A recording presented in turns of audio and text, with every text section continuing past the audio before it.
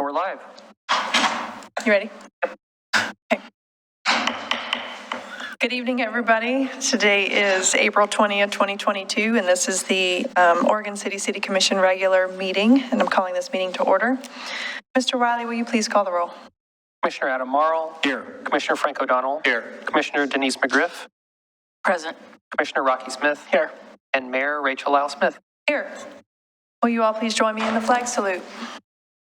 I pledge allegiance to the flag of the United States of America, to the republic for which it stands, one nation, under God, indivisible, with liberty and justice for all. All right. So we do not have any ceremonies and proclamations this evening. And I believe we have some citizen comments. You just got that in, Mr. Edgar. Paul, come on up. I think you know the drill. You have 3 minutes, your name and city of residence for the record. Thank you, Mayor and Council. Paul Edgar, Oregon City. Mayor, I just wanted to thank you for your service, what you did for our city, and for your priorities, because that speaks a great deal about who you are. And I thank you for that, and I hope that all the people realize that you didn't get paid a hell of a lot of money for what you did. And I understand that, and so it's with sadness that you are moving on, but I understand, and thank you again. Thanks for coming, Paul. I appreciate that. And do we have any other last call? Not that I know of, no. Okay. All right. Moving on in the agenda, we have the adoption of the agenda and the consent agenda. Does anybody need to pull anything? I'd like to move approval of the consent agenda. Second. Okay, motion's been made and seconded. Mr. Wiley? Commissioner Adam Marl. Aye. Commissioner Frank O'Donnell. Aye. Commissioner Denise McGriff. Aye. Commissioner Rocky Smith. Aye. And Mayor Rachel Lau Smith. Aye. Motion passes. Right. We're moving right along.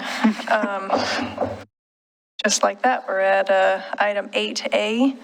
We're on our public hearings, and I think we are ready to get started. This is a public hearing on House Bill 2001, Housing Choices Code Update. I think we'll hear a presentation from staff, and then we'll pause to open the public hearing and then pick up with any discussion. So if you have any questions, try to hold. Commissioner McGriff. Just a procedural. So is Assistant City Attorney Carrie Richter with us tonight, or is Bill with us tonight for this item? Bill. Looks like Bill. Bill's online with us tonight. Oh, yeah, I had some questions about the memo, but that can come later. Okay. All right. Hi, Christina. Yeah, thank you, Mayor, Commissioners. Christina Robertson, Gardner Senior Planner, and Elizabeth Decker with Jet Planning tonight. And we're here to go over the overview of the Planning Commission's recommendation for HB 2001, which is Legislative File 22-01. And let me figure out what screen I'm going to look at in a second. Can you all hear her? No. Can you She's a hear me? little low. Yeah, you're going to have to. Let's get this closer to my mouth. That's much better. Thank you. Okay, I'm going to do this and I'll hand it over to Elizabeth. Okay. So this evening, you'll be hearing a staff presentation by myself and Elizabeth. We also have our Planning Commission Chair, Dirk Schlagenhofer, and Mike Mitchell, who's available on Zoom, to provide you an overview of the Planning Commission process and their recommendation. I will have public comment. And then staff is looking for a direction on the Planning Commission's recommendation by the City Commission this evening, if possible, and a continuation of the hearing to May 4th for the ordinance adoption. I'm going to pass this over to Elizabeth. She has been working with many communities throughout Oregon on looking over their code to adopt HB 2001, and will provide an overview of not only the bill, but also the process Oregon City went through in our code analysis to see the code changes that are in front of you this evening. Hey, good evening, Mayor, members of the Commission, staff, and public. Thank you for being here. I am Elizabeth Decker of Portland with Jet Planning, and as Christina mentioned, here to talk to you a little bit about HB 2001. But I imagine you know the basics. Passed by the legislature in 2019, which coincidentally was the same year Oregon City adopted the Equitable Housing Policy Code updates that addressed many of the similar themes. So, middle housing is really in the zeitgeist right now. And we got direction both locally at Oregon City as well as from the state. So we're You might back. want to move the mic over closer to your face since you still are wearing a face mask. I know it doesn't want to come out of that hole, but yeah, there you go. Don't break it, Christina. Jeez. All right, how's that? Have we broken the chambers yet? Good. Way better, yes. Great, thanks. Thank you. Yeah, thanks for the real check being live. This is my first in-person hearing since 2 years, so nice to be here with you all. So the related measure that the legislature passed in 2021 is SB 458 to help fully implement the middle housing choices under HB 2001 by allowing a new land division option. We'll talk through that. Oregon City is twice affected by the proposed code, both because it qualifies as a large city with a population over 25,000 people and as a metro area city. So Oregon City is tasked under HB 2001 with fully implementing all parts of the bill. With that comes an implementation deadline of June 30th, or else a model code developed at the state level would apply. So that's why we are all here tonight. So brief overview of the middle housing types. These are examples from around the region, but you might see some in your tours and, daily life in Oregon City as well. You've got your duplexes, triplexes, quadplexes, townhouses, and cottage clusters is what we are talking about under the umbrella of middle housing. And for these housing types, as a large city and a metro area city, the code updates we're looking to accomplish for Oregon City is to allow duplexes on every lot and parcel where a single family detached home is permitted. And for Oregon City, that means all of the low and medium density zones from R10 through R3.5. We're also looking to permit triplexes, quadplexes, townhouses, and cottage clusters in zones where single-family detached is permitted, and that really comes down to what the lot size is. It's the same zones in the low and medium, but slightly different lot sizes. And a companion piece then is to permit division of those lots into the individual middle housing units to facilitate home ownership. And there are two tools that have been developed at the state level. The OARs are the administrative rules that are what we call the minimum compliance standards to fully implement HB 2001. And there's also a model code that's a companion to that. There's significant overlap between those two pieces, but meeting either one or a mix of both will bring the city into full compliance with the state regulation.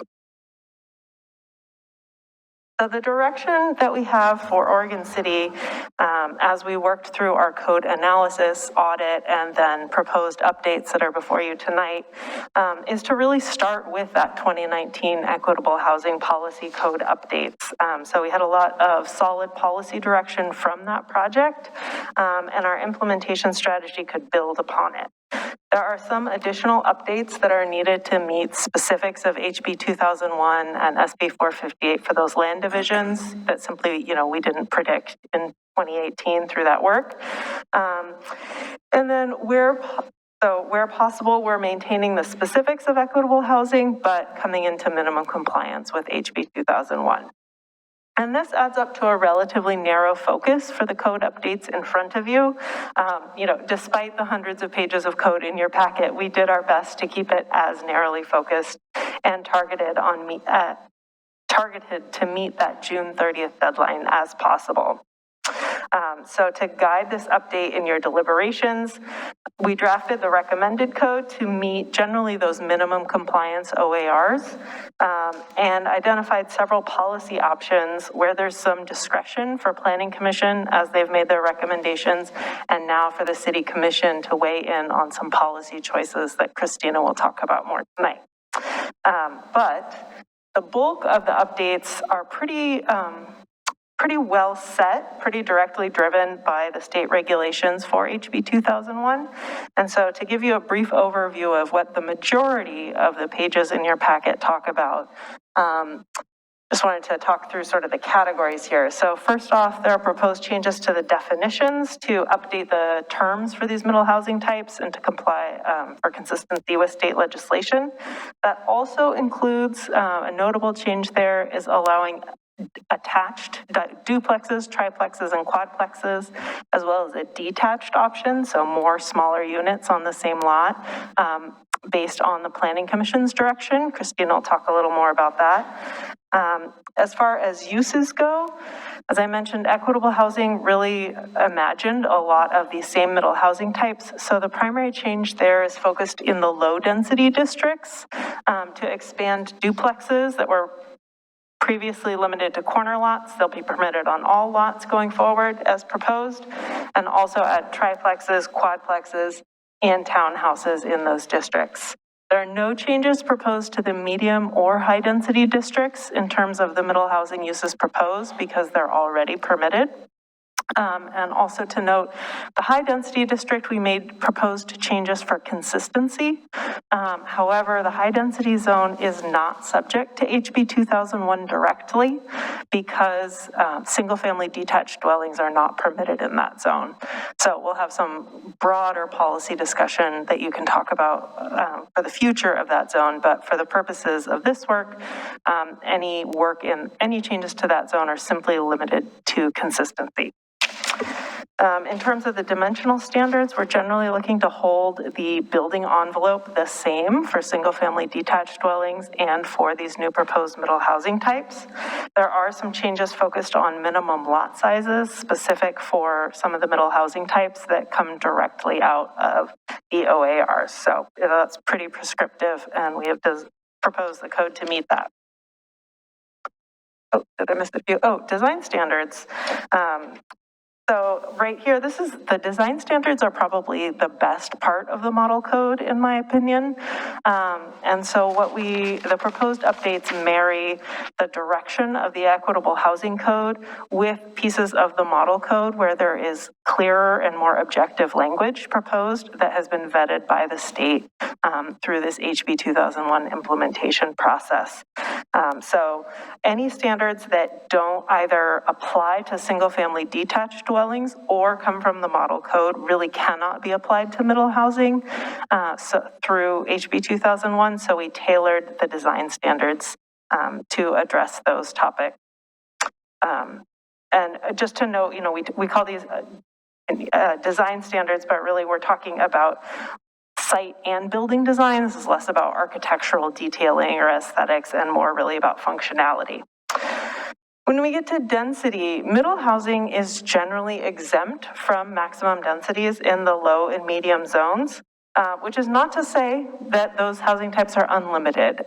It's that the density starts to get wonky with middle housing because you could have up to 4 times the unit on an individual lot. And so by eliminating the maximum density, it allows the minimum lot sizes to control how many units can be built and in what configuration. So we're not proposing unlimited development, but consistent with the OARs, we are proposing to use the minimum lot sizes instead. Minimum density will continue to apply to all middle housing and single family. And there are some specific maximum densities for townhouses. And just one thing to pick out, the maximum density in the high density zone, again, will not be affected by this project. It will remain as it is because it's not subject to HB 2001. All right, moving on, second part of the changes, second buckets here, we are looking at some changes to the procedures. So for parity, to make sure that all of these middle housing types proposed are permitted through the same type 1 over-the-counter building permit process as single-family detached. And then also to add a new land division option to fully implement SB 458, that's the middle housing land division code. And that provides just a clear option to get to fee simple ownership and support more home ownership opportunities of these new middle housing types. In terms of parking updates, some of the changes, again, were already made with the Equitable Housing Policy Project, but for some of the housing types, we needed to ensure that there's very clear state direction here that no more than one space per unit can be required by the city for middle housing. That doesn't mean that more parking cannot be built by an individual developer on an individual site, but the city cannot require a greater number than that in the code. And in terms of how that parking gets accessed, for driveway and access standards, the proposal that we worked together with development services on generally limits each lot to a single driveway that would be shared by however many units are on that lot. There's some minor dimensional standards to make those driveway dimensions the same as for single family. And then there are several areas where there are no code changes proposed. You'll notice, for all of the resource areas, the existing code protections will continue to apply. So one to point out is that in the historic district, there are no code changes proposed.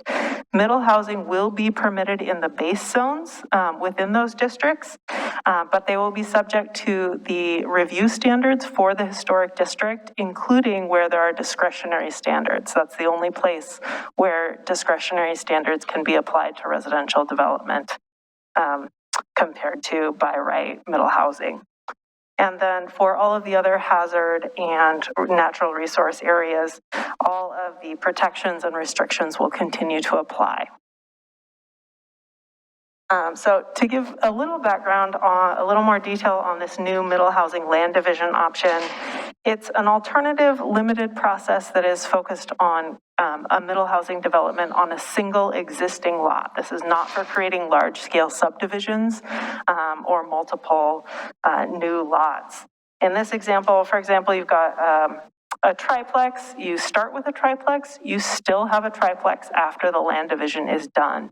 It's really just about creating, it remains a parent lot, and then it's really about creating what some people are calling child lots that allow for that fee simple ownership of each of these individual units. And it's a modified type 2 process. It really provides an alternative to the condo process that has less cost and less time associated with developing it to just help make it easier to get these units developed. What's going to be the process for notifying the community? There will be a mailed public comment notice as a type 2. There will not be a public hearing because it's not a type 3 process. Unless it's appealed. Unless it's appealed.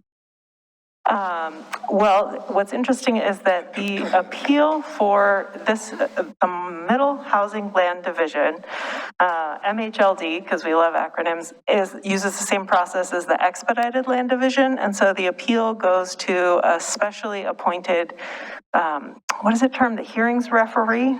Does it go to the hearings officer? Or? Right. So it does not come through the traditional appeal process. So it does not go to Planning Commission or to City Commission.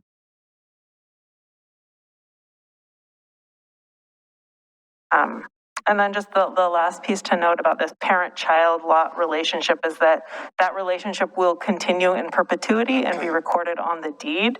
These will not be, like, these lots never grow up and leave the nest, so to speak, right? So if it's part of a triplex, it remains part of the triplex for issues such as determining setbacks and overall lot coverage that are calculated for the parent lot. And with that, I will hand it back to Christina to talk a little bit more about policy options. Thank you, Elizabeth. And Elizabeth will be available for questions after the presentation to provide any background information about House Bill 2001. What is included in this legislative packet you have in front of you? When we were going through the review process, we really realized that this really is a two-step process for Oregon City. Step one is, what are the items that the city needs to address to meet the June 30th deadline, be compliant with the OARs, the model code, and put Oregon City in a place where we can, starting July 1, use our code to review middle housing rather than forced to use the model code. So that really is that first pass. What is the minimum compliance code changes that need to happen to meet House Bill 2001 and that are still within the policies set by the equitable housing process in 2019? There were additional policy questions or additional ways that House Bill 2001 kind of intersects other parts of our code that are not required to be adopted by this June. An example would be, as Elizabeth mentioned, the high density residential district now is pretty close in parity to the densities of our middle density housing district. So that is one thing we will need to look at in the future if we want to increase the high density residential density standards or number of units to further differentiate it or see it in a different way. But it is not required, so we did not include it as part of this packet because we thought more conversation and discussion was warranted before anything was moving forward on that. So in the fall, we propose continuation of hearings at the Planning Commission, a lot like what the City Commission did for the Public Works Code amendments. If you remember, we did kind of a package 1, a package 2, a package 3. We're recommending package 1 be the minimum compliance standards for meeting House Bill 2001. And then this legislative file, LEG 22-1, will be continued to look at package 2 and will be sent back down to the Planning Commission to start looking at those policy questions in the fall. And that will come back to the City Commission and have a more holistic review of the other pieces that intersect but weren't required to be addressed by this tight June 30th deadline. One thing that's been asked by many people as part of this process, and I wanted to reiterate, House Bill 2001, as well as our equitable housing project, prohibited the creation of new covenants, conditions, and restrictions that prohibited middle housing to be built. However, if you have a lot that was created and CC&Rs adopted prior to that 2019 deadline, those are private restrictions that are still legal. And so CC&Rs, you could have a CCR on your property, but while the city would allow the building of middle housing on that lot, you might have a private restriction that does not allow that. And this, you'll need to take a look at your own deed and look through your own title to see if you have any CC&Rs that restrict that. The City of Oregon City does not enforce private restrictions, and so it's up to the property owner to pursue that review. Do they research those before they start granting a permit to? We can't enforce CC&Rs. I understand you don't enforce that. That's for the people that live there to enforce. Yes, correct. What I want to know is, could a building project be underway to build a duplex or triplex, only to realize later that the CC&Rs for that prevent that from happening? Understanding that the private party would have to take action. Yeah, that's correct. We don't have access to any So you may issue a permit to do that, not knowing that the CC&Rs prevent it. That may be correct, because we do not have access to those CC&Rs on a private property. Well, CC&Rs are recorded with a deed, are they not? Generally are, and there is an ability to look them up. Yes, there is. Yeah. The clerk's office. I mean, excuse me, for the I would county. think so, because Yes. that could prevent a very difficult situation. Proceed. Hang on, Christina. Mr. Kabizman has raised his hand. Sure. Sorry, thank you, Mayor Lau-Smith and Commissioners. I just wanted to weigh in on that question about enforcing CC&Rs.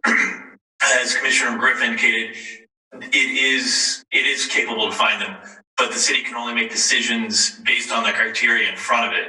And if our criteria don't say not otherwise prohibited, we may not be able to make that decision. Certainly the neighbors would be aware of those, but the city may not have the ability to make a decision to prevent it, and they'd have to enforce it in circuit court rather than at the planning process.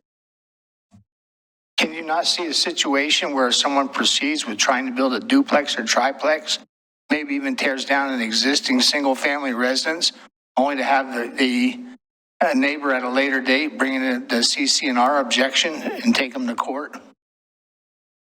it's absolutely it is a conceivable situation. A court may well find that the property owner who is trying to stop it through the CC&Rs has slept on their rights and may not be able to enforce it after a significant investment by the property owner who is building the new development.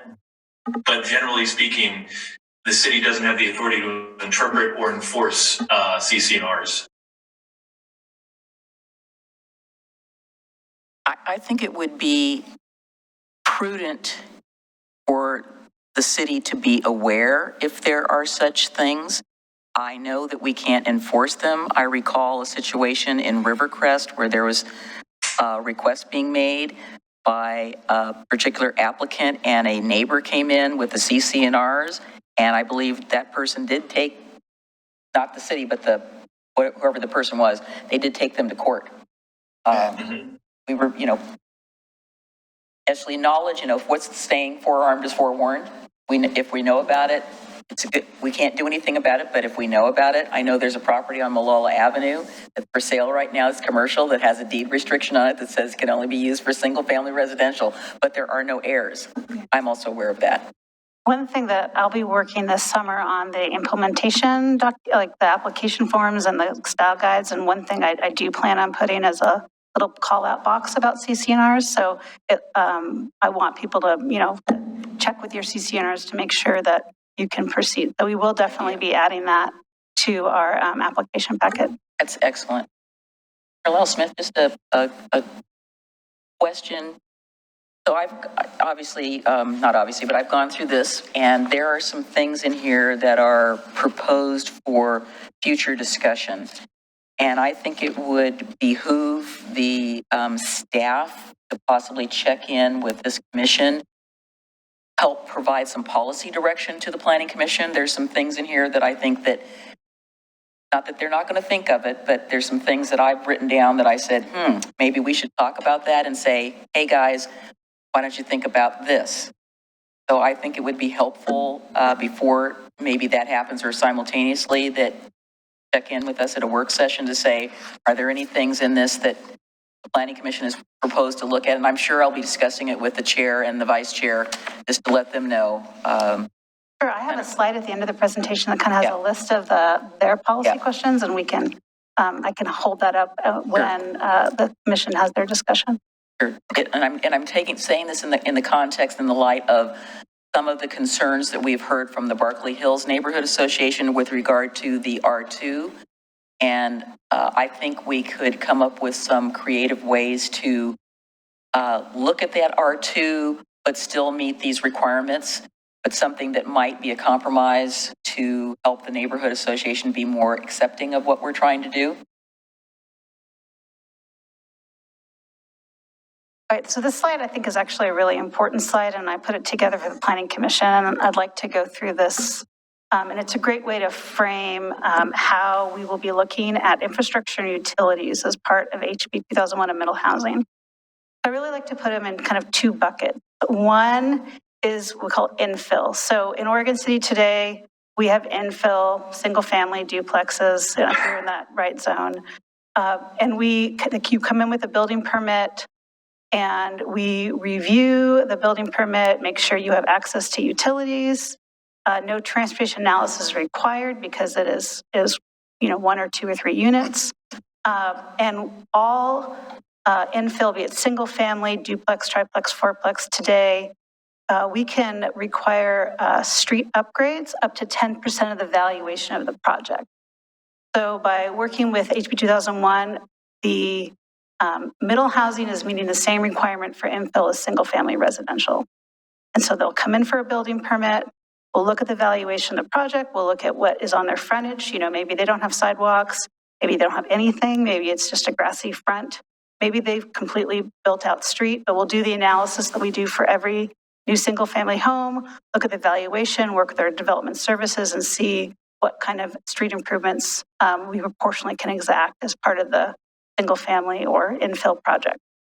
So that's an infill that will happen when middle housing is approved and our medium density and low density residential districts. Same thing will happen. They'll come in through the building permit process. The other is when middle housing or single family is created as part of a subdivision or a partition land use review, the type 2 process, whereas the infill is what we call type 1 over the counter. This is a type 2 notice process. Once again, you must hook up to city facilities, but you may not have to extend a city facility or build portions of a city facility proportional to your project. So this is where you see new streets or full improvement or half street improvements. We also can look at the worst case transportation analysis. So if you have a 50-lot subdivision, we can start looking at how does middle housing on that subdivision affect the capacity of the roads, and we can place conditions of approval on that if there are operational standards that aren't met if you include middle housing in that analysis. So really, the key thing is by treating middle housing the same as single family, we have these two ways of looking at the impact. One is an infill project, an individual lot, an individual project, and the other is a subdivision project where we can do that higher analysis and look at proportionality and do more exactions and potentially put conditions that limit the amount of middle housing on a individual subdivision if performance standards aren't met, specifically in transportation. So this code package that's in front of you really came out of a lot of inputs. The inputs that Elizabeth mentioned was the House Bill 2001, the bill itself, and Senate Bill 458, that's the Middle Housing Land Division. Division 46 of the Oregon Administrative Rules, the OAR, that laid out the minimum compliance standard. And if you want to read the OARs and you haven't read them yet, in your packet under the agenda, we have an additional links exhibit. And inside that is a PDF that has links to a lot of these additional resources. And you'll have links to both the House and Senate bill and the OARs and the model code. Elizabeth provided a code audit, which is also in your exhibit, which looked at the House bill and OARs and cross-referenced our code and identified where the areas we were already meeting House Bill 2001, where were areas that we weren't meeting it, but there was kind of very prescriptive changes, and then where were there some areas where there was a little bit of some choices. And so that if you have any questions about that, you can go into that exhibit with the code audit.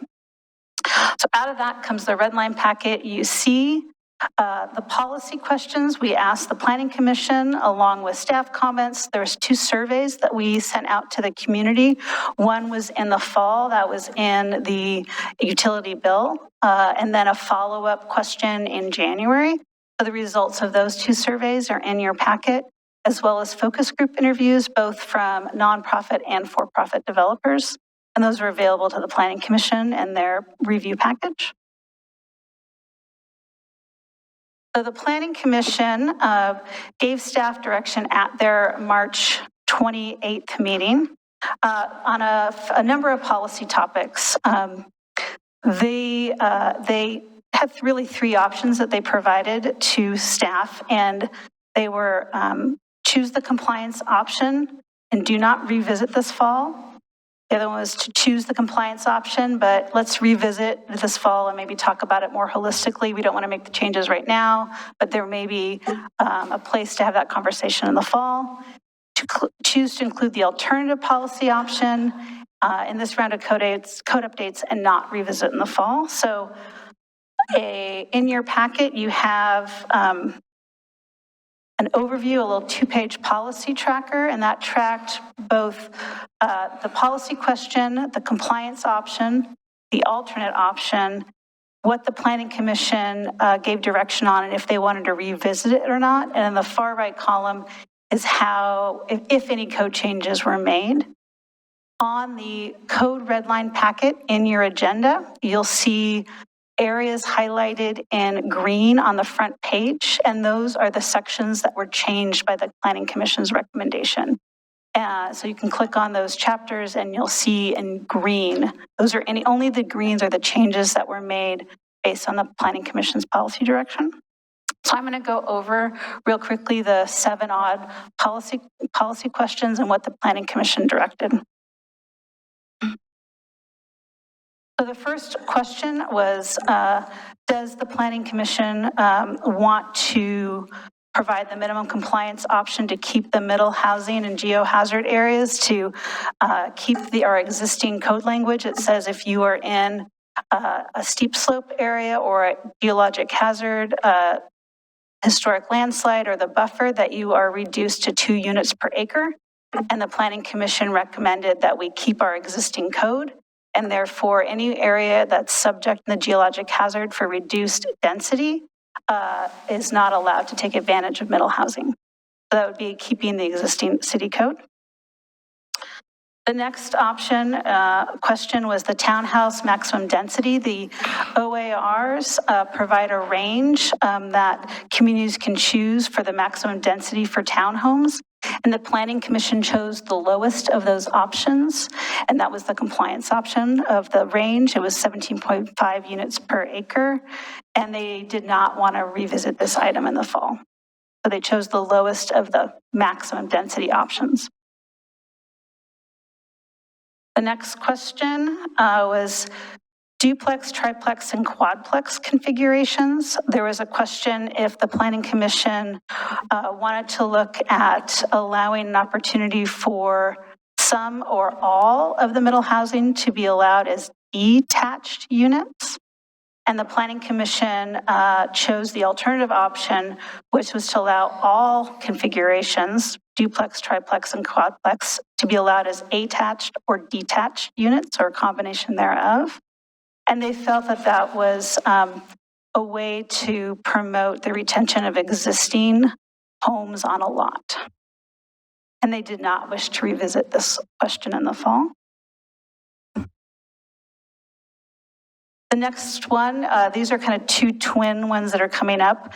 Duplex lot coverage in medium density zones. The Planning Commission chose the compliance option, which is using the same lot coverage as single family detached dwellings. They wish to revisit this item in the fall, but at this time they wanted to keep the existing option, which is duplexes must meet the same lot coverage as single family, and not give a incentive at this time.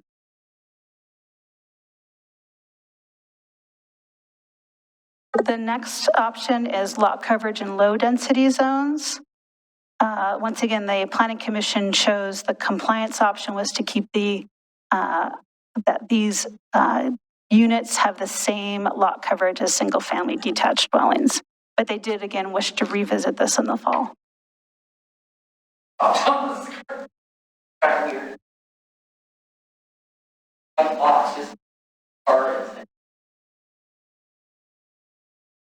I don't know.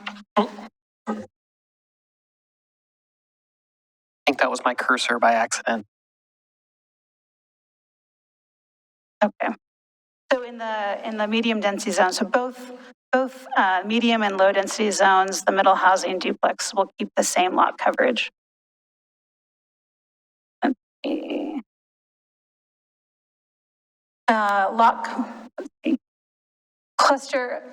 Cottage clusters on on-street parking credits. The Planning Commission chose the compliance option of maintaining the minimum requirement of 1 off-street parking space per cottage, with no reductions for available on-street parking spaces, and they do not wish to visit this item in the fall. So they went for the most conservative option, which is meeting the state standards but not allowing opportunities to use on-street parking credit.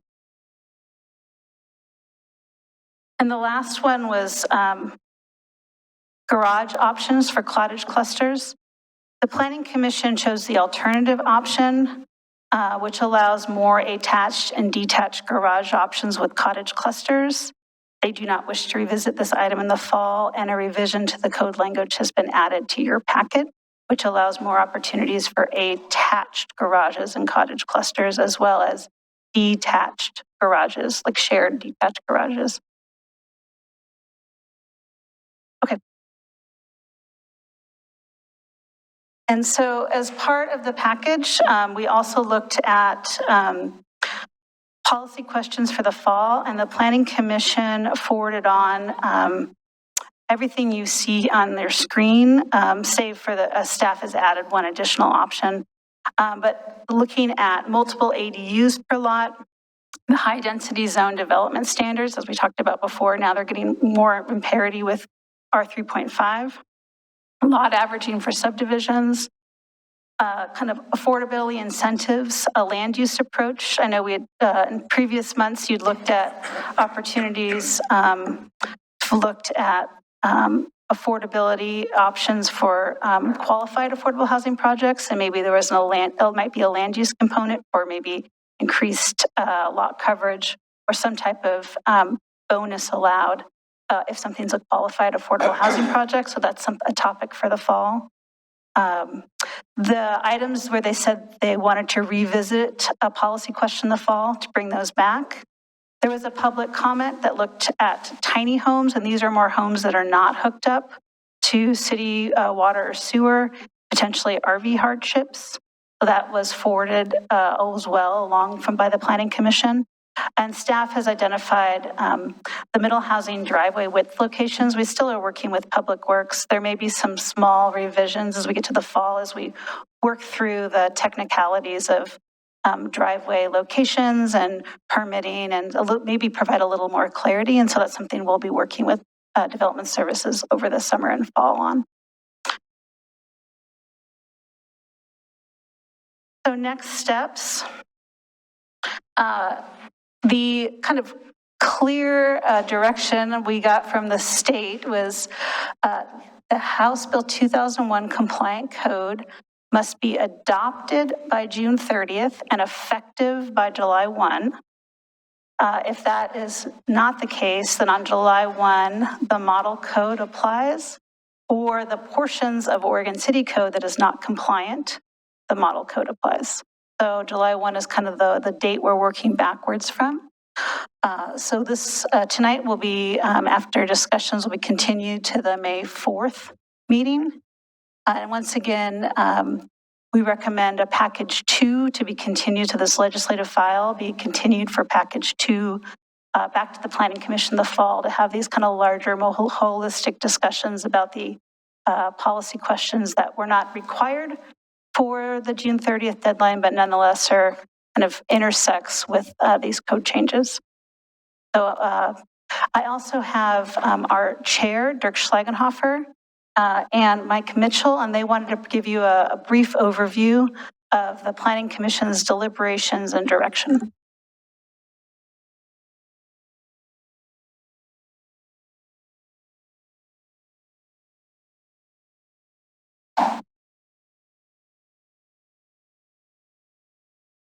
Yeah, could be.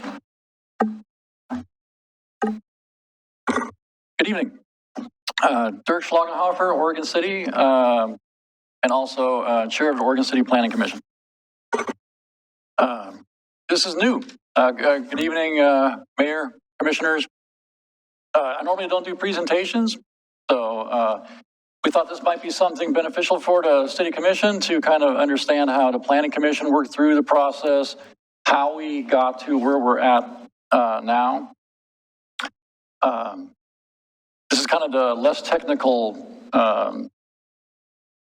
version of events, you could say.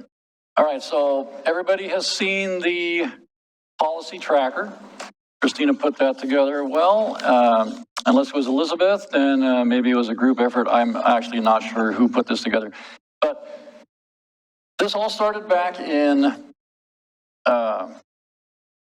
the Housing Choices Code updates. Actually started in 2019. I believe there have already been some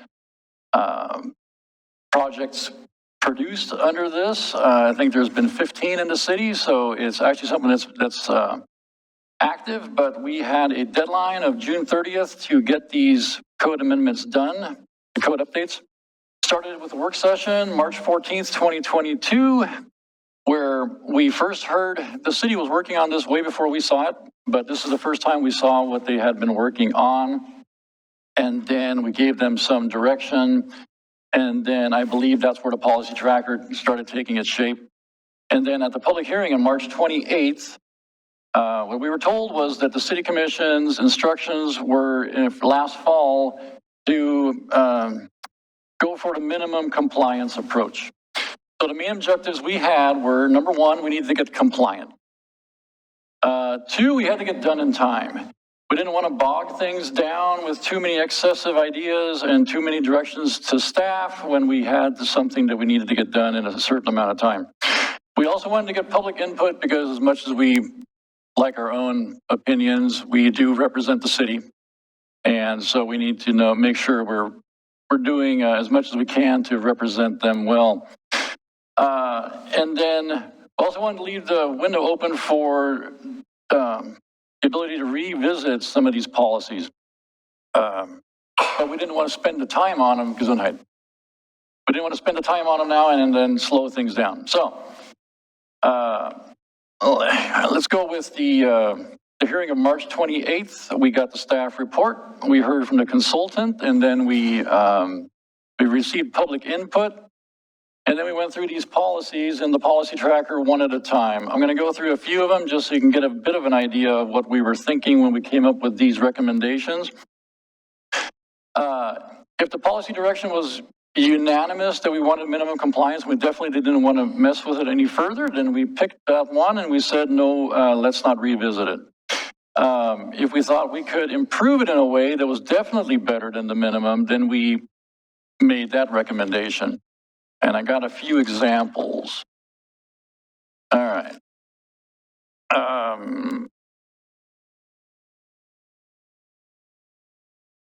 Find the first one. Okay. As far as the detached duplexes, I think it was almost a unanimous recommendation that as far as being a homeowner, if you own the whole thing, you own all the walls, and you've got, even if it's a 2-foot, side yard, it feels more like a house than if you're buying part of a big box and you're sharing a wall and you've got someone on the other side of the wall. So that was a pretty easy one. We thought that being detached was definitely an asset as far as being a homeowner. Another example was the garages for the cottage clusters. We figured if someone wants a garage instead of a yard, he gets the car off the street. If that's what they want, if that's what we can give them, and we can exempt that from the gross floor area limitations, then we figured we'll leave that up to the developer. Another example that involved public input was adding ADUs and duplexes to the MUC zoning, and we did that out of fairness to those property owners. Because just because they're in a different zoning, they have a property with a house, there's not too many of them, so it was a fairness reason on that policy.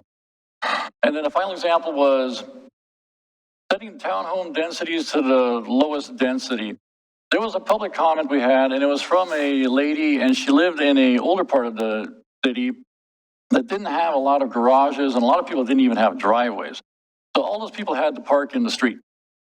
And a lot of those houses are in areas that have a lot of businesses. So they're sharing their street parking with the businesses. And then on top of that, we're going to increase the density and possibly put some townhomes in, which are going to even further use the street parking. And we just felt like we've already made it bad enough for them. We didn't want to make it any worse. So we felt that there was no reason to revisit that one as well. That's as best as I could recall our process. I'm going to turn it over to our Vice Chair, Mike Mitchell, now, because he always has a lot of great ideas. Thank you. I hope you guys can hear me. I apologize for not being able to be there tonight. Mike Mitchell, I'm an Oregon City resident, and as Chair Schlagenhofer mentioned, I'm Vice Chair of the Planning Commission. Just real briefly, a couple of goals that we were trying to keep in mind with what we did. First, we wanted to increase the opportunity for these kind of missing middle projects, but at the same time, trying to minimize the impacts on the neighbors. And that's why, like as Chair Schlagenhofer mentioned, we recommended the lower density on townhouses, trying to allow for more missing middle housing, but minimizing the impact on the neighbors. And second overarching goal was trying to encourage preservation of existing homes. That was brought up several times in public comment. And for example, as Chair Schlagenhofer said, that's why we would recommend to you allowing detached duplex, triplex, and fourplexes in the hope that someone who wants to further develop their property would not be forced to tear down their existing home. The only other thing I'd like to say briefly, as Ms. Robertson Gardner mentioned, there is a second phase to this.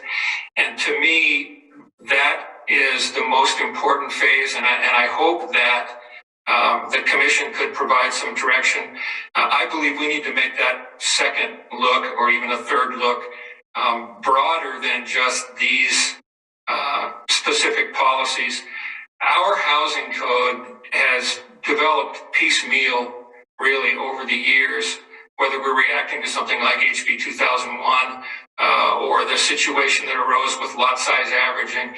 And so we've kind of done all of these revisions on a piecemeal basis, and I don't think we have taken the time, and we need to really zoom back and look at housing policy across all of our zones, all the way from commercial, the mixed use zones, through all of the residential zones, to make sure that we're accomplishing what we want to do. And I think the timing is right for that. We can, I think, see the finish line at least on the OC 2040 project and the comprehensive plan.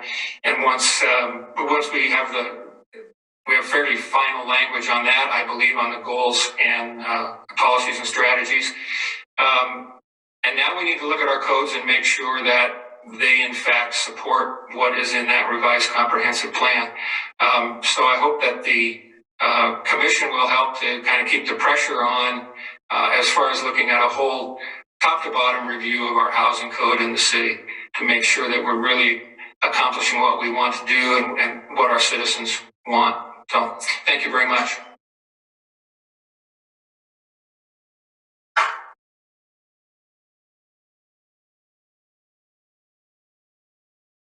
Thank you, Mr. Mitchell and Mr. Schlagenhofer.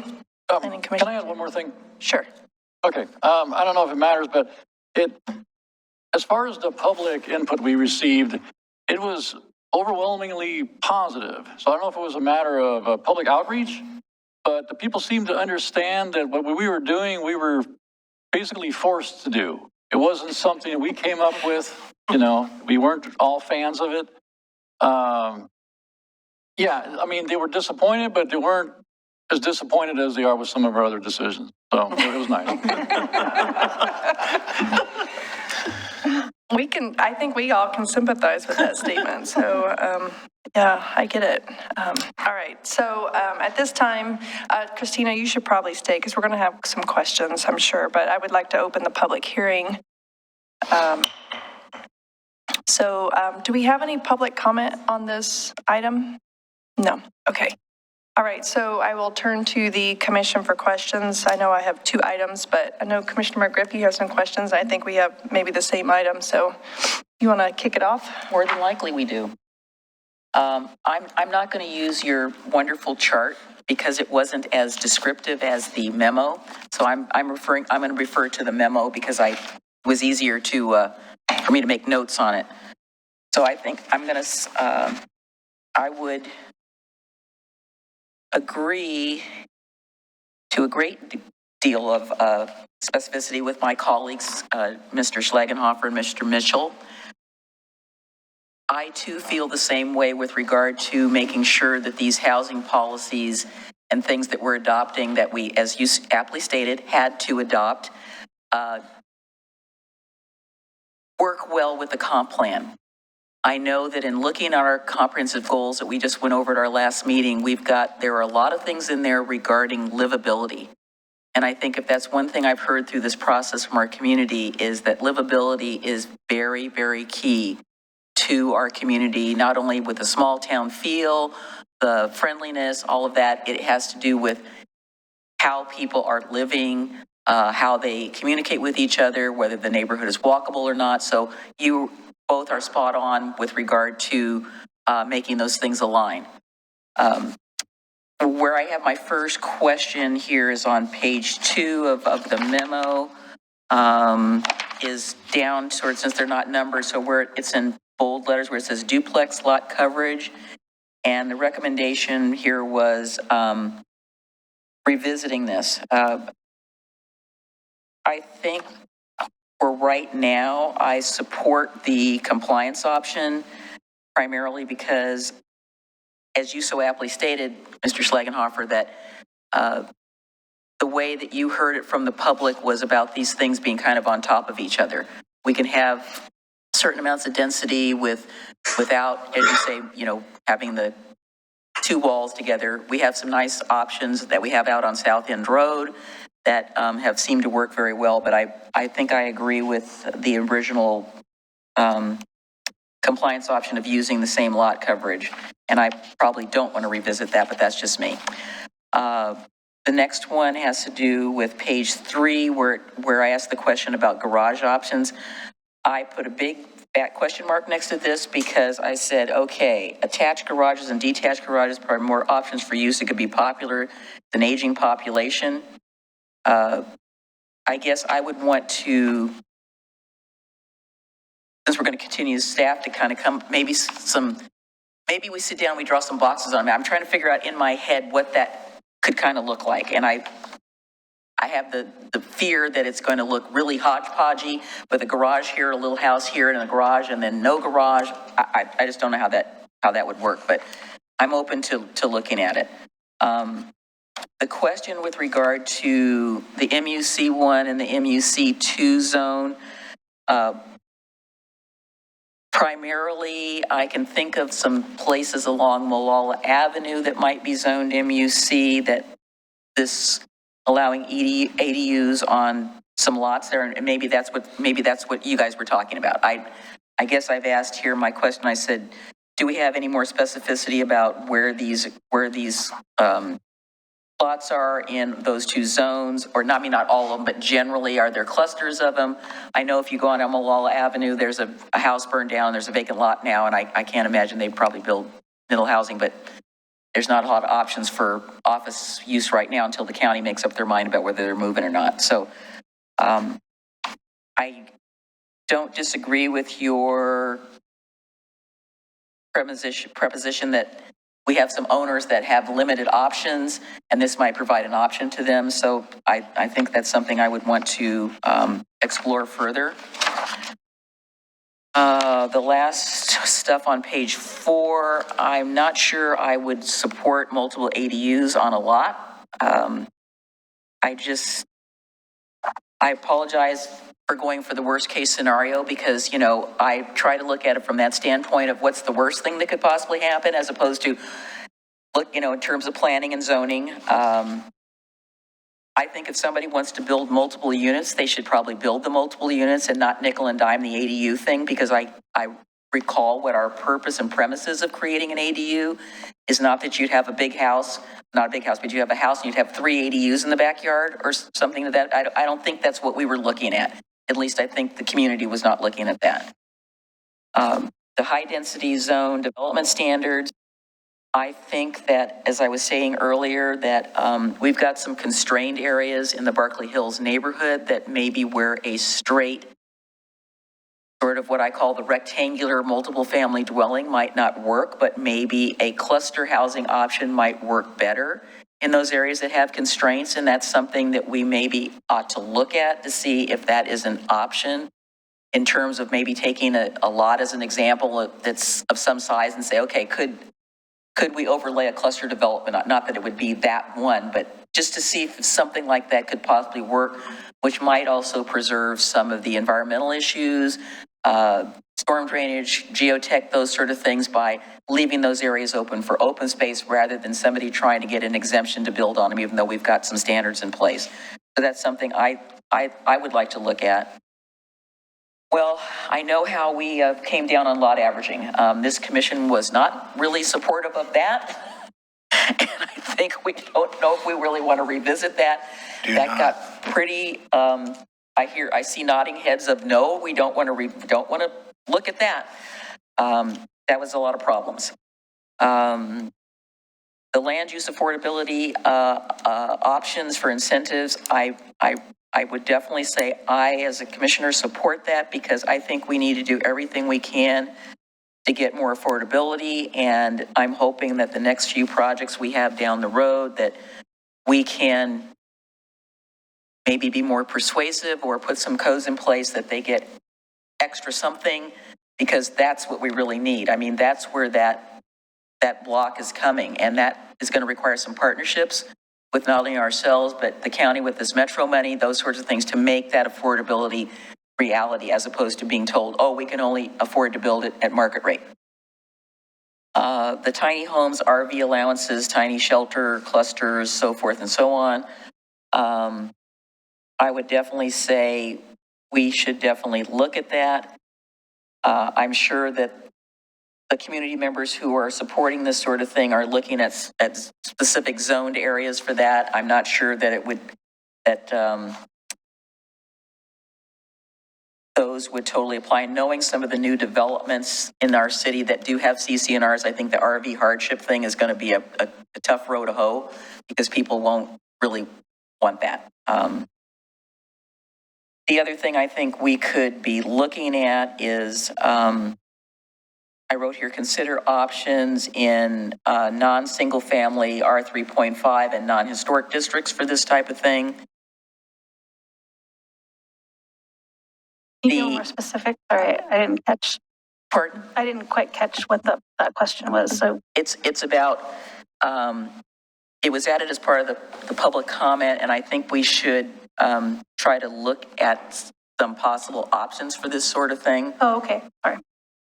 Not saying we should preclude it, but I think we should definitely explore it to a greater degree than it's been looked at before. And I said we should definitely consider these options outside of single-family R3.5 and historic districts. The whole issue with the driveway locations and the driveway widths and parking is a very, very touchy topic. I know that one of our new developments down on the other end of town has been already creating conflicts in neighborhoods, and what I really have been a little bit resentful of comments that have been made, well, that's what they do in Portland. And I go, well, that's fine and dandy, but I don't think we want to encourage and support that, particularly in the older neighborhoods where, as was pointed out, there are, no driveways, there are no garages, there is just street parking, period. So I like the idea that the cluster development options are not going to get credit for street parking. I think if they're going to park, they need to be parking on their site. So that's something I think we need to look at very carefully about driveways. We want to try to minimize parking, but let's face it, we've got areas of Oregon City that it really your best option is, if you can afford a car, that's how you're going to get around because of our topography. It's we're only walkable in certain places. If you want to stay in Rivercrest, it's super walkable. But if you want to go from Rivercrest to Park Place, well, that's just not an option, even with our new shuttle. I wish that we could make that happen and be more car free, but we've got geography and geology keeping us in check. So those are just the things that I saw that I wanted to bring to your attention. Thank you. All right. Christina, do you have any follow-up? Well, just to clarify, I wrote all your comments down, but I didn't see anything where you disagreed with one of the planning commissions other than the revisit or visit. I didn't see anything. Yeah, what I did on page 2 was I have okay, ups, no. And then on page 3, I have okay, big question mark, maybe, and then we need to look at this on the stuff I mentioned. Page 4, I have lots of questions. So primarily, yes, I agreed with their direction except for the duplex lot coverage, the garage options, and the discussion about the R2. Okay, so right now the code language for the lot coverage is the minimum compliance. You just disagree about revisiting in the full. Yeah, I don't think, okay. I'm not interested in revisiting it. Yeah. I just want to make sure and then the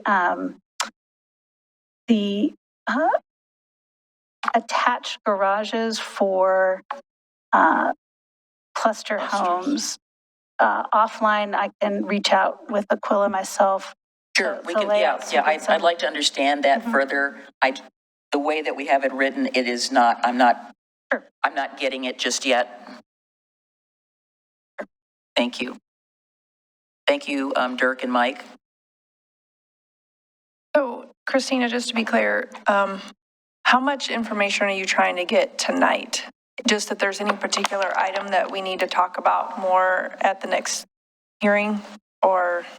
I think one thing I'd really like to get, is there a policy item that you disagree with the Planning Commission? Okay. To a point where I need to work to provide revised red lines? Gotcha. It'd be really important for me. Okay. Is there, the revisit or visit in the fall is a little less important because that can just be direction as part of the adoption. It doesn't need to be in the ordinance. Sure. And so things that relate to the policy questions as they kind of are implemented through the red lines, I really would appreciate direction so we can be in a place that give you the document that you can adopt. Okay. I'll just say the garage one was the one I thought probably I would, if I were going to be here, I would want more discussion on. I had a hard time understanding. I agree with Commissioner Griff. That one was kind of hard to put together without more discussion. The only other thing, otherwise I agree with the Planning Commission. I think they did a great job. I agree with all of them. I do have a question though on the duplex, triplex, and quadplex configurations. I'm trying to understand with the definition of a duplex or triplex or quadplex, how you can have those and they be detached. How can you still be a duplex and be detached? Are we rewriting? Code that defines duplexes in Oregon City can be attached or detached.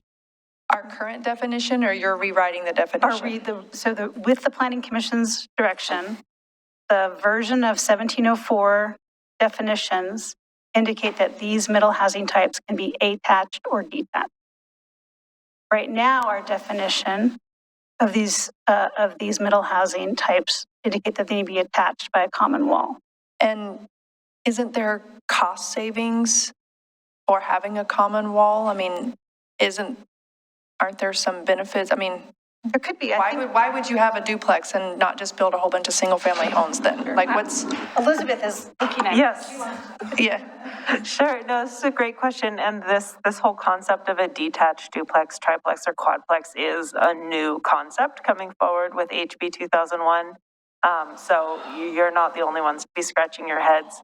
It's really just a different way of thinking about the number of units on a lot and how they relate to each other. The lines start to blur between these different middle housing categories. So another way to think of these detached duplex, triplex, and quadplexes is like a very small cottage cluster that just has 2, 3, or 4 units. So it's a different way of classifying it in the code, but that's how it would look. And some of the reasons that you might do it, or why a city might consider permitting that arrangement of smaller units on the same size lot is, yes, there are some trade-offs. There could be cost savings of attaching them, but we do hear strong consumer preferences around having individual detached units where you're not sharing that common wall. There's a little bit more privacy. So those sometimes are more appealing for home buyers. You also hear about the home preservation options, that you can preserve an existing home and then add 1, 2, or 3 detached small units in the back. Again, you can imagine, doesn't that sound an awful lot like a house with an ADU or multiple ADUs?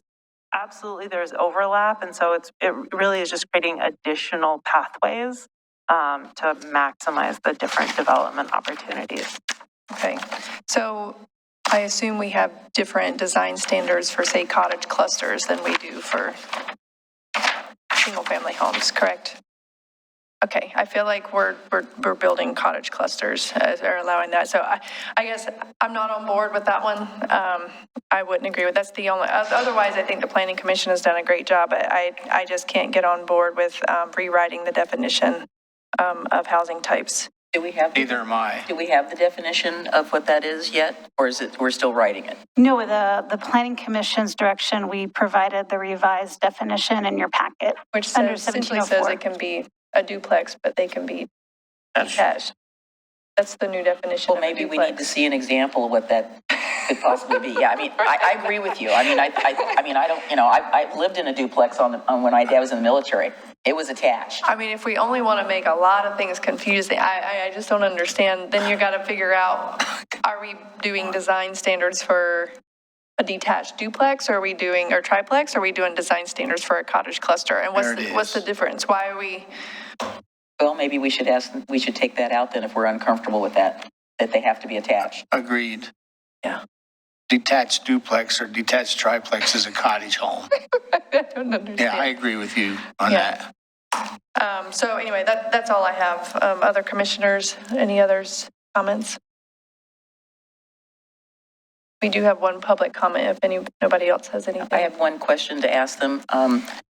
Getting back to cottage clusters, I appreciated, and I wanted to just go on the record to say I appreciated the memo from Assistant City Attorney Richter. She answered the question which she knew I would have on page 2 of her memo with regard to natural and historic resources, environmental hazard protections. One of the things that is in our code has to do with looking at how a development fits in. It's broad, but the general development pattern. So in certain areas, you'll see the way the houses are developed on certain streets. They're all like a certain distance from the street. And that is one of the character defining features of our historic districts. If a development exceeds the bulk and scale and that sort of thing, that's a problem, which I know will be reviewed because that's the standards. So I don't want anybody to be under the illusion that those things are not important, because they are, because that's what makes the district. And infill is an important part of that, but the infill it can't be the square with the round peg trying to go into it. It's got to be a square peg going into a square peg so that it all works and it looks decent. And I know we struggled with the development that's over on 8th Street about how to make that work after that building burned down. And I think we came up with a very viable option that met the goals of the property owner, but also satisfied the neighborhood, who was really up in arms about that. And everybody agreed. So that was a win-win for everybody. So it's that sort of thing that I'm keeping in mind when I'm looking at that. But I think that there are definitely suitable places where we have where I think a cottage cluster, like I said, South End Road concept plan, I can just see that as, Trimble Creek, some of those areas down there could be definitely workable because you get amenities with cottage clusters. So I agree with you on that definition. Okay. Commissioner Smith, you have your hand.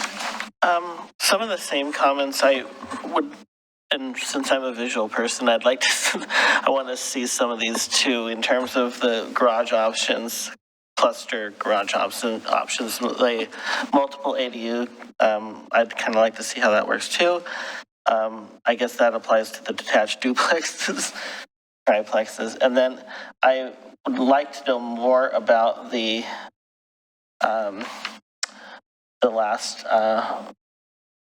last category, which is the tiny homes, RV, hardship allowances, cluster homes not hooked to city sewer water. So those are the ones. I just left those alone because they're on the future list. So I was like, well, they're coming back to us in a future conversation. I think the Planning Commission did a great job, and I really appreciate that, and I appreciate their comments and sharing with us why they went those directions. So that was helpful. Thank you. Anyone else? No. Commissioner Morrow. Yeah, I appreciate the mayor for bringing up the question on the detached duplexes, because as I was listening and as I was reading through stuff, I was like, that's not what I see in my head when I think of a duplex. That sounds like two small houses. So I agree with what's been said, and I would like to see how that plays out more logistically, physically, or visually, so that we have an understanding of what that is. I think we're leaning though towards saying that they have to be attached. I think I heard a consensus that we're not going to, that's our policy direction. That's the one thing we're saying right now. Well, and that would be allowed under HB 2001? Oh, yeah. Okay, okay. I could just, one other sort of middle of the road option that you could consider, given that Planning Commission's direction was about preserving existing homes, is the attached plexes must be permitted under HB 2001, but you could take a half measure in terms of only allowing detached plexes on lots with single-family homes that are already existing, you know, as of the effective ordinance date. So That could be a good compromise in order to try to preserve the house. Yeah, That would I be agree. a better language. Yeah, I agree. Yeah, okay. So one thing I can do as staff is I can bring back a couple of options for definitions of duplexes and work with Elizabeth and maybe even lay out kind of my very simple non-graphic artist layout of just different variations of different boxes of what that could be.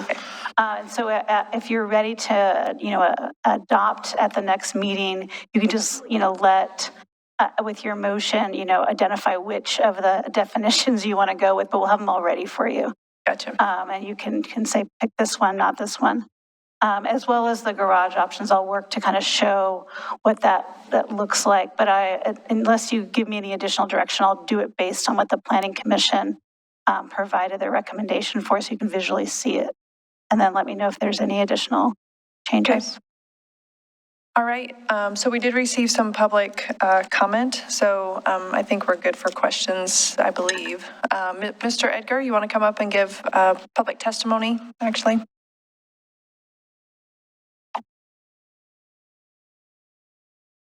Make sure that the little green light is turned on your microphone. There it is. Okay, thank you. Paul Edgar, Oregon City, Action, Kanema.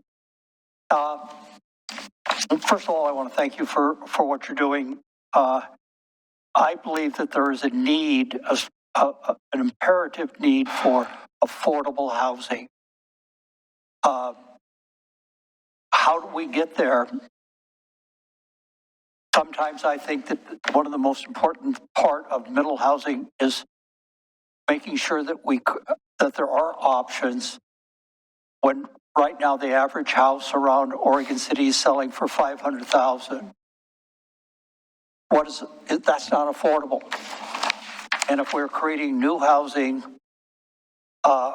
be it tiny houses or cottages or clusters, if they cannot achieve a price range as a goal, let's say it's $350,000 or $300,000 or $250,000, but we need, how do they do this? There must be some types of goals or ways that, even considering that if they can bring it to the market for $300,000, part of the way of achieving that is through reductions in SDC fees. If they can do it and it's transferable, but they have to make it happen. And so then they can potentially apply for a rebate after the fact by achieving affordable housing guidelines. And somehow we've got to do it. Tiny houses are an example, or cluster houses, clustering of cottages, any of those alternatives. But we can't ever sacrifice, in a sense, livability and safety. I get very concerned, as an example, there's a development being proposed above Kanema, above the historic district, and it may float hundreds and hundreds of vehicle trips a day, additionally over and above what we have on very narrow streets, most of them coming out onto the hairpin turn of South End and Fifth Avenue. How do we do that safely? And this might be kind of legally, they could go ahead and apply for this and go and get some type of approval. But the safety considerations of a narrow street, so the traffic and safety considerations of this type of incidents of travel that would be generated in Enron overlay area also makes it difficult, but it's not in historic Kenema. So we have less limitations on it. We do have little design review. But it's all part of, so for me, very perplexing is that I want affordable housing. If there's a way we can achieve it, and I think that part of it is just comes back, we have to come up with ideas that reduce construction cost, size. And they have to be part of the options of trying to get the price down, because I don't want to see people houseless. Thank you, Mr. Egner. Thank you. All right. All right, so that was all we had for public testimony. Do we have a motion? We need a motion on this item. We need to continue it. We do, to May 4th. I'd like to move that we continue, their specific agenda item? Oh, there we go. Okay, I move that we continue LEG 22-0001 to a date certain, May 4th. Second. Motion's been made and seconded. Mr. Wiley? Commissioner Adam Marl. Aye. Commissioner Frank O'Donnell. Aye. Commissioner Denise McGriff. Aye. Commissioner Rocky Smith. Aye. And Mayor Rachel Lau Smith. Aye. Motion passes. Thank you. Thank you for coming. We will see you again. Thank you to Dirk and Mike again. Yes. All right, so we're on to general business. I actually think these items will probably go pretty quickly. 9A is the first reading of ordinance number 22-1002. This is adding the Parks and Rec Advisory Committee to the city code. This is coming back to us after our review of this and with some changes that were presented. Mr. Conkle, do you have anything? Thank you, Mayor. Evening, Commissioners. At the last commission meeting, when we brought this forward, there was a request to include more details consistent with the bylaws, as well as other sections of the code that dealt with purpose, organization, appointment, and removal. Those have been added. So unless there are questions, we think that this is ready for adoption. Let's, Is there a motion? yes, I move the first reading of ordinance 22-1002, adding the Parks and Recreation Advisory Committee to the city code. Second. Mr. Kervisman?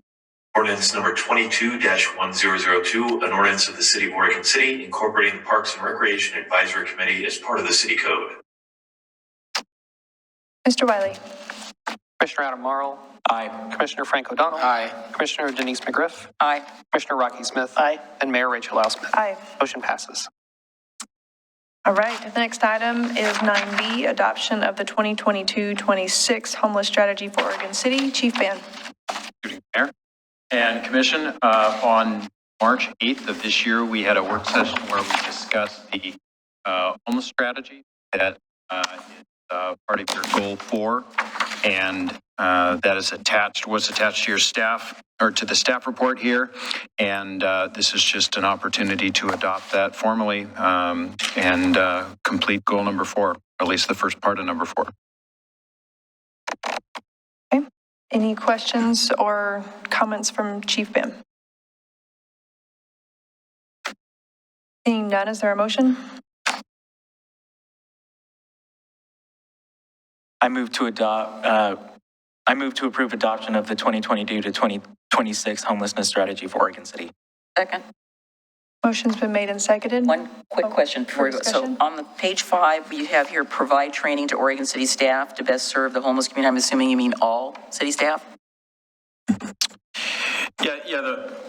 We've done a bunch of that. Yeah. I think it's more, there's probably some staff that maybe might not be absolutely necessary, but whenever there's needs that we see, there's ongoing training, not just interactions with homeless people necessarily, but also people who maybe behavioral health issues. Yeah, and it's interesting that you never know when that's going to happen. So yeah, I appreciate the fact that you're looking to helping staff get some of that information so that they can be prepared. Okay, Mr. Wiley. Commissioner Adam Marl. Aye. Commissioner Frank O'Donnell. Aye. Commissioner Denise McGriff. Aye. Commissioner Rocky Smith. Aye. And Mayor Rachel Lyle Smith. Aye. Motion passes. All right, moving along, we're at communications, commission committee assignments. Mr. Conkle. Thank you. So in discussing with the mayor, we've thought it would be good to have a conversation about the vacancies that will be coming up with her resignation on Friday. So we've identified Clackamas County Coordinating Committee, C4, Metro Policy Advisory Committee, MPAC, Oregon Governor's Willamette Falls Locks Commission, though we've had some conversations with Turner, Odell. Yes, Turner thank O'Dell, you. yes. That really this is transitioning and didn't really think that there was a need to have an appointee for that position. Ms. Turner will keep me informed if there's anything that comes up, but there really isn't anything anticipated at that point for this one, so I don't think that one needs to be filled. South Fork Water Board and then Willamette Falls Legacy Project Liaison. Yeah, so let's start with South Fork Water Board. So that one is very specific about Yeah. who the third position needs to be. It's supposed to be the mayor, and in this case, and that is in the South Fork Water Board charter. So that is not a negotiable option. So in that case, Commission President Denise McGriff would filling in for mayoral duties would need to fill that role for South Fork Water Board. I'll look to my other South Fork Water Board members. I believe that's your recollection as well, correct? That's the rule. That's the rules. Leaving me to their mercy, as you know that. These two down there. Yes. So that removes that item from the list, and It'll be fine. yeah.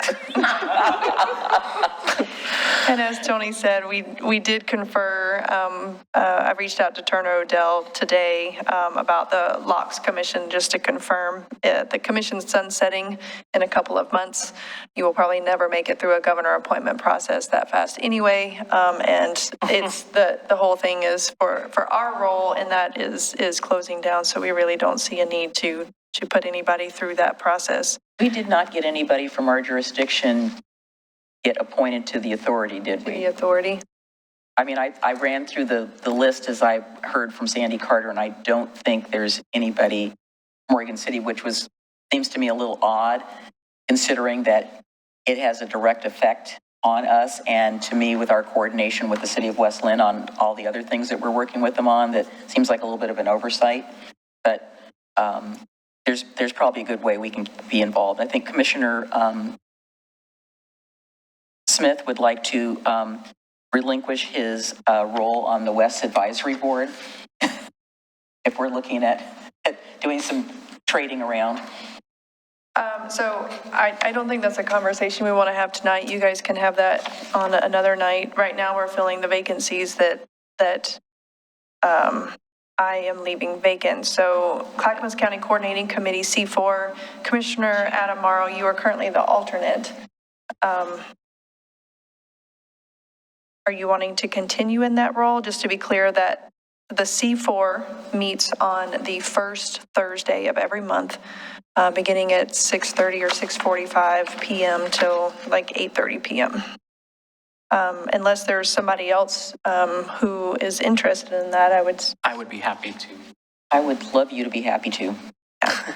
So I had mentioned already to Trent at the county that you were the alternate, and that there was probably a good chance you would step into that. And I don't know if anybody wants to be Adam's alternate in case he can't make it. We've been going with one person. I think, that might be something for us to consider. That day is like of the week of non-city meetings, that is the worst day for me. Yeah, it's usually going to fall directly the day after our first city commission meeting of the week of the month of every month. So we always meet the first Wednesday. They always meet the first Thursday. So you're going to have 2 back-to-back evening meetings. So the Impact Metro Policy Advisory Committee, they are meeting once a month. Generally, it is the third Wednesday of the month, third or fourth. They do have a meeting next week. They meet from 5 to 7 p.m. It is still virtual, all virtual. Commissioner McGriff, you are currently the alternate. I discussed that with the, with Metro staff, and I believe they told me that it is on the fourth I think it's the 4th. Wednesday. Yeah. Because I said I that's right. 'Cause it's can't do next it on the week. third Wednesday. Yeah, it's next week. Yeah, Is the next one. 27th. The one that's not on this list is the C4 subcommittee. And that is essentially C4 members who are, the subcommittee are those C4 members who are part of Metro. So it's the subsection of C4. C4 is all of Clackamas County.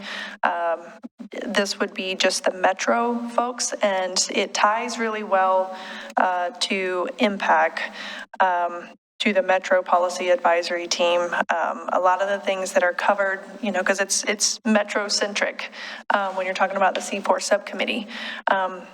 They meet the third Wednesday of every month from 7:30 a.m. until 9 a.m. So they had a meeting this morning at 7:30 a.m. Usually we do have staff, Dana Webb and sometimes John Lewis, but Dana is normally attending and is a really good staff person to back up whoever wants to be on that. But C4 and the C4 subcommittee are two that I would recommend that in the impact. We really need to continue being involved with all of the I-205 projects. There's a lot of funding of transportation projects, lots of good conversations that are happening at those meetings, and we really do need someone. We're Frank. Adam. Who or who? I said, it's either Frank or Adam. I said, I have got one 7:30 a.m. meeting, and it is a struggle for me to get there. Yeah, it's a 7:30 to 9 on the third Wednesday. So it does make for a long day for city commission, because it always is going to land on a city commission day like today. What do you want to do? Well, so you were saying third Wednesday in the morning? Yep. I usually have a standing appointment then in my bed. No, I'm just kidding. I'm kidding. I say that because Frank always gets to me about that. I appreciate that, being honest about that. Frank always, You have no idea what you just escaped. Or what you just said. This is a public meeting, so. No,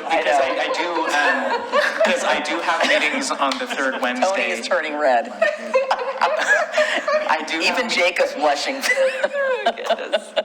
I do have meetings on the third Wednesday from 9 a.m. to 12:30ish. So I don't think I can give up another chunk of time without taking out of my work schedule there. Because I do have the I-205 Tolling Diversion Committee, and then I have the Child Care Task Force. So I'm weary of taking on another one for that morning. Anybody else? Well, it sounds like by process of elimination. I think it sounds like process of elimination. Then I'm the stuck E. Yeah. Rocky's working. I'm working, He's yeah. not working. Yeah, I'll do it till usually it's in my work day too, but I was having to change my work schedule to make that You meeting. know, I could do it till school recesses for the year, and then Rocky could take it. I think that's a good option for right now. Share the heat. So I think we put Commissioner O'Donnell down for the C4 subcommittee, Better send me an invitation. and we got Commissioner McGriff for impact, and Willamette Falls Legacy Project Liaisons. Commissioner O'Donnell we were on that one together. There's not much happening. In fact, very little's happening. So that can probably stay vacant unless somebody really wants to, When are those meetings? whenever they happen. I They're think, truly ad hoc, yeah, I usually in think the to some afternoon. degree, Mayor Lousmith, that we're all going to be involved in that in one way or the other. Yeah. Sure, I'd be interested in if I it's a think we time I should can go. just spread the wealth on that one. that can be TBD. Usually, we don't foresee anything in the near term, given the latest actions of kind of the partners kind of dissolving and the project needing to restart. You're probably safe. Yeah, Commissioner Smith said that South Fork is changing their meeting. That's a possibility that's changed. No. West. Oh, West is changing their meeting. When does South Fork meet? South Fork is on typically the last Wednesday, Thursday. Yeah. It overlaps impact, because remember, I was having to go back-to-back meeting. Me and Mayor Walters were having to do back-to-back. So it's the fourth Wednesday. If it happens, it's the fourth Wednesday of the month at 7 p.m. So impact is 5 to 7, and South Fork starts at 7. I'll have to speak to Mr. There have not been a lot of South Fork. I know. There's only a few. I know. I just hope that Usually not in the summer. the manager isn't going to be running scared now that I'm going to be joining their board. Okay, I think we got them all. We good? Everybody good? All right. We do have an executive session after this, but we have a couple more communications. Commissioners, communications. Commissioner Smith. I know we're going to have a little chat, I think, after this meeting, but I want to wish our mayor good luck in her future. And I want to say that I think I think we're all feeling the same way to some degree. It's this date that you gave us approached way too soon.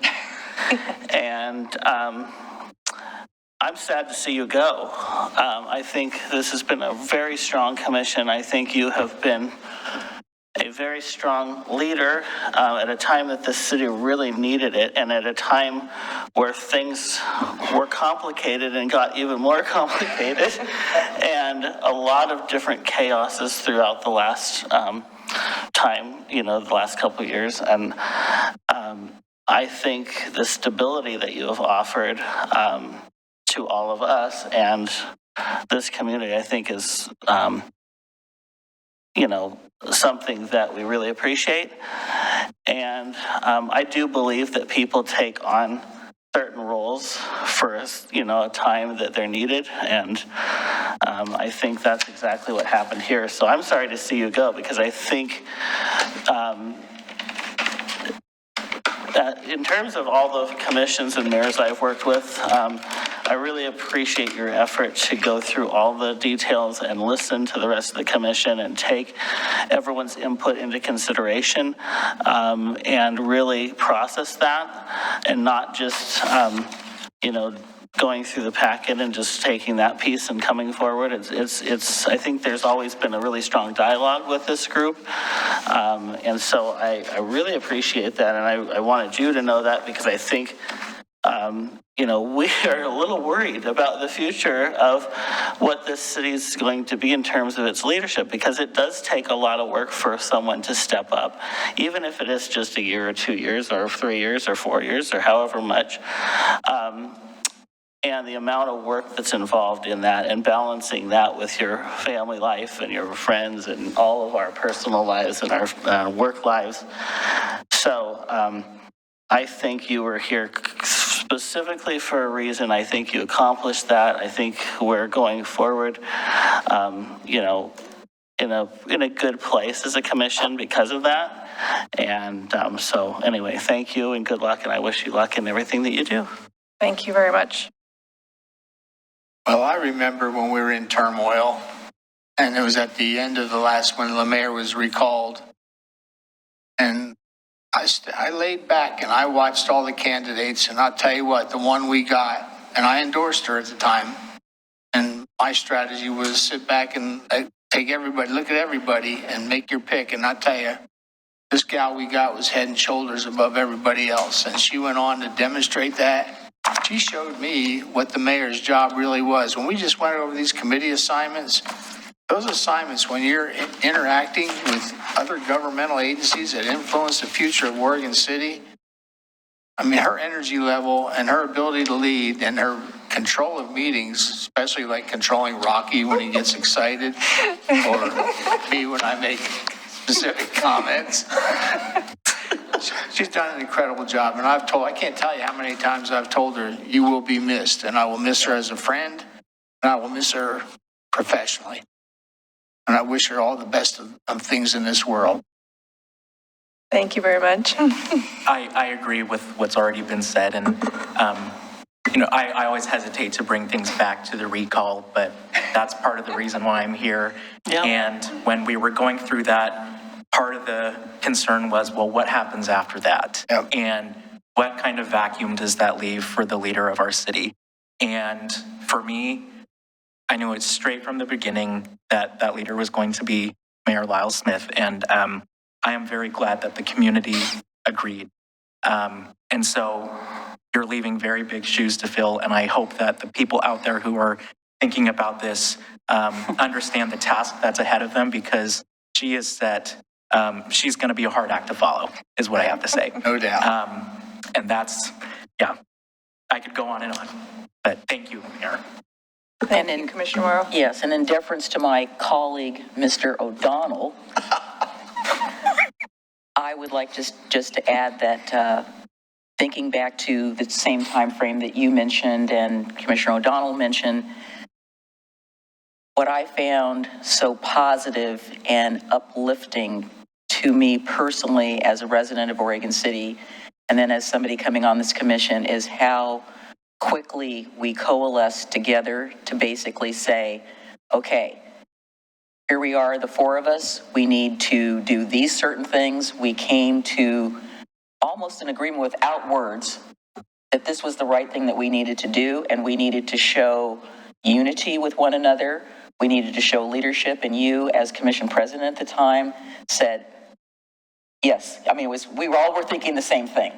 We were all thinking the same thing of how we needed to get back on the track, get back, so that the community could see we had this one setback, but that wasn't going to set us back. And I think you have shown that through our diversity, that we have connected and we have made this city better for where we are going. I just hope I can do half as good as you. You and I both read everything, and we tend to see the same things when we're reading something, and we go, and it's affirming to me, because I'm thinking, okay, I'm looking at this the broadest way that I can. How does this affect our community? And you think the same way. You think, how does this affect our community? Is this more paperwork? And we don't always agree, but we come to consensus, and I think you have done that. You have helped us all coalesce together, and I hope that that's what the community has seen, because that's what I've talked about. And when I was asked by Kristen to make a comment, I referred to your leadership. I referred to the fact that we have been able to come together. And, it's not escaped me that our bridge celebration is celebrating our connections. And I think that we have a lot to celebrate with our connection with you. Thank you. Thank you, Commissioner McGriff. Yeah, this has truly been a journey. It's been an interesting one, and I'm going to hold it together. I'm going to try. I came on the city commission, and everybody was, and I actually had people at that time like, why don't you run for mayor? And I'm like, you're out of your mind. Now that I've been in both positions, that was the right decision. I would have been out of my mind. And so if you are interested in this position, you really do need to be involved to think that just anybody can just step in here. And this is a hard job. I've put a lot of work into it.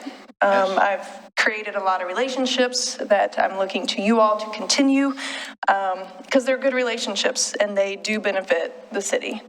And sometimes they're hard relationships or they're new relationships, but it does make a difference. And I agree with Commissioner O'Donnell, what he was saying. I remember sitting as a city commissioner, and we've talked about it. I think we kind of struggled in the past, I know I did, to truly understand what the mayor position, like, how could you make it the best it could be? Like, how do you take this position and really do what's best, what you think for the city in this role, which is different than the city commission role? And, going into it, you're right, this was coming out of the recall. It was coming out of a really tumultuous time. And I did step up because I thought we needed stability and leadership, and I thought I was the best person at that time to kind of bridge that gap, create a bridge and take us to future years where we could all come together and keep moving forward. And but even at that time, I didn't know fully what the mayor position was like. I just thought I was the best person to step in and try to bridge the gap and become that leader that I thought that this city needed. And so I appreciate that you all think that I did that and that I set a high bar. That was my goal, was to set a high bar. And I've definitely enjoyed most of it. I'll be honest, I'll say most. It is a roller coaster ride. You have great meetings. You have some meetings where you leave and you go, oh my gosh, why on earth did I do this? Why am I volunteering my time to, this is torturous. But tonight's proof we can have a lot of laughs. We have had a lot of laughs. We can have good meetings, and I agree this has been a really great commission. I will definitely take this experience with me. A lot of people have asked me if I'm going to jump back into this in my next town. I'm like, I'm not a slow learner. I'm not there. I definitely, we're going to be making transition, and I tell you that this has given me insight into local government and communities. I am excited though, wherever we land. Right now we're going to stay with family. We are actually moving in with family members, and so we don't have an exact place where we're landing other than family's houses. But so we're going to where we need to be initially, but it has given me insight. I'm already thinking, I'm like, I wonder what committees they have and wonder what they're doing. And at least I know how to sign up for stuff and be notified of like stuff that's going on in parks and stuff. And I think people, a lot of times you can move into a community and go about your life and never even pay attention to what's going on. And but there's value in participating in your community. So with that, I'll stop. I was sincere in my letter. I really meant everything that I said. And when I resigned in that letter, what I said about staff and the good work that you do, we wouldn't be able to do this and be up here without the city staff and without you guys doing the work that you do. So kudos to you, staff. It's been a pleasure.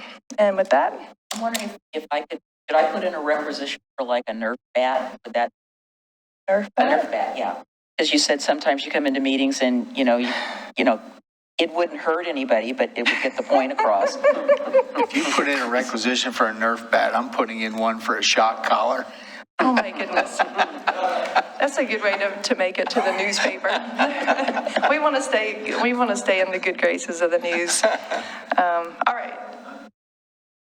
I think we are done. We are going to executive session as mentioned. And with that, we're adjourned, everybody. Thanks.